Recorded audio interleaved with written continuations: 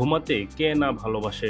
ভিড় ঠাসা বাস কিংবা ট্রেন, একটু ঝিমিয়ে নেয়ার জায়গা পেলে মন্দ হয় না। কিন্তু সাধের ঘুমের জন্য যুক্তরাষ্ট্রের এক নারী এমন কাণ্ড করেছেন যা রীতিমতো ভাইরাল হয়েছে নেট দুনিয়ায়।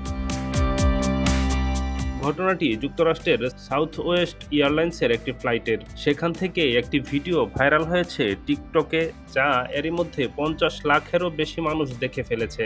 ভিডিওটিতে দেখা যাচ্ছে প্লেনের এক নারী যাত্রী সিট ছেড়ে মাথার উপরের ল্যাগেজ লকারে ঢুকে শুয়ে রয়েছেন, আর তার এই কৃত্তি মোবাইলে ভিডিও করার সময় হাসাহাসি করছে ভিডিওকারী ও তার পাশের যাত্রীরা। ভিডিওর নিচে কমেন্টের বন্যা বয়ে গেছে।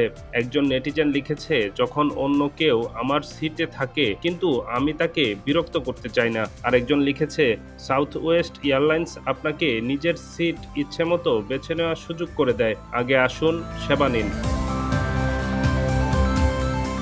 জানা গেছে ভিডিওটি সংশ্লিষ্ট এয়ারলাইন্সেরও নজরে পড়েছে, তবে তারা ওই যাত্রীর বিরুদ্ধে কোনো ব্যবস্থা নিয়েছে কিনা তা এখনো জানা যায়নি। মজার ব্যাপার হলো, লাগেজ আকারে শুয়ে পড়ার ঘটনাটি এটিই প্রথম নয়। গত বছরের গ্রীষ্মে স্পেনের ইবিজা থেকে ছেড়ে আসা রায়ান এয়ার এয়ারলাইন্সের একটি ফ্লাইটেও এমন ঘটনা ঘটেছিল। এদিকে 2019 সালের ন্যাশভিল আন্তর্জাতিক বিমানবন্দরে পৌঁছানোর পর সাউথ ওয়েস্ট এয়ারলাইন্সের এক ফ্লাইট অ্যাটেন্ডেন্টও লাগেজ লকারে থেকে বের হয়ে এসেছিলেন।